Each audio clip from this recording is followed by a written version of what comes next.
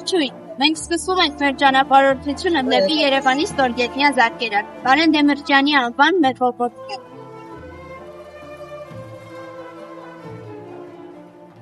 1960-ականներին Երևանը աճում էր, և բնակչության թիվը գերազանցել էր 700,000-ը։ Քաղաքը խեղդվում էր տրանսպորտային խնդիրների մեջ, նեղ փողոցներ, դժվարանցանելի լեռնային ռելիեֆ։ Պարզ էր, որ Երևանին անհրաժեշտ է արագ և անվտանգ տրանսպորտ։ Այսպես ծնվեց մետրոյի կառուցման գաղափարը, որը սկզբում պետք է լիներ արագընթաց տրամվա։ Բայց ճակատագիրը և մի քաղաքական գործիչ այլ ծրագրեր ունեին։ Շինարարությունը սկսվեց 1972 թվականին, սակայն բախվեց որոշ խոչընդոտների, որոնք լուծվեցին Կարեն Դեմիրճյանի անձնական միջամտության և հեղինակության շնորհիվ։ Թունելները փորվում էին չափազանց բարդ, լեռնային և սեյսմիկ գոտիներում։ Անհրաժեշտ էր ապահովել կայարանների և թունելների բացարձակ ամրությունը։ Դրա համար պետք էր գերժամանակակից տեխնոլոգիաներ և հսկայական ռեսուրսներ։ ԽՍՀՄ իշխանությունները թույլ էին տալիս մետրո կառուցել միայնային քաղաքներում, որոնք ունեին 1 միլիոնից ավելի բնակչություն։ Երևանում չունենալով այդ թիվը կարող էր կառուցել միայն արագընթաց տրամվայ։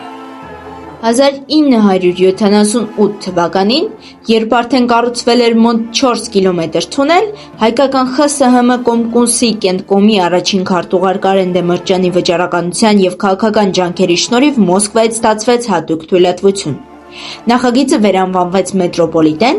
ինչը հնարավորություն տվեց ներգրավել ԽՍՀՄ լավագույն մասնագետներին և ռեսուրսներ։ 1981 թվականի մարտի 7-ին, ընդամենը 9 տարվա կառուցումից հետո, մետրոն բացվեց։ Առաջին փուլի մեկնարկային հատվածը, որի երկարությունը 7.6 կիլոմետր էր, ներառված էր 4 կայարաններից՝ Բարեկամություն, Սարալանջի այժմ Մարշալ Բաղրամյան, Երիտասարդական և Սասունցի Դավիթ։ 1989 թվականին եղած կայարաններին ավելացան Զորավոր Ամզադի, Գործարանային, Շենգավիթ, Սպանդարյանի հրապարակ, այժմ Բարեկի Նժդեհի հրապարակ կայարանները։ Շենգավիթ կայարանի հետ միաժամանակ բացվեց Չարբախի դեպոն։ Գարեգին Նժդեհի կայարանի կառուցումից հետո ցանկանում էին կայարան բացել Աչափնյակում, բայց այդ ծրագիրը խախտվեց ԽՍՀՄ փոխանցման պատճառով։ Կարեն Դեմիրճյանը ցանկանում էր, որ մետրոն լինի քաղաքի դեմքը։ Դրա վառ ապացույց են մեր կայարանները։ Յուրաքանչյուր կայարան ունի իր ճարտարապետական յուրահատուկ դիմագիծը, շքեղորեն զարդարված։ Մետրոն դիտվում էր որպես տեխնոլոգիական և մշակութային առաջընթացի խորհրդանիշ։ Երևանի մետրոպոլիտենը Կարեն Դեմիրճյանի գլխավոր ենթակառուցվածքային ժառանգությունն է։ Նրա դերը անգնահատելի է։ Ի հիշատակ նրա անսահման ներդրման և ջանքերի, որոնք թույլ տվեցին ռեկորդային ժամկետում կառուցել այս կենսական համակարգը։ 1999 թվականին Երևանի մետրոպոլիտենը պաշտոնապես անվանակոչվեց Կարեն Դեմիրճյանի անունով։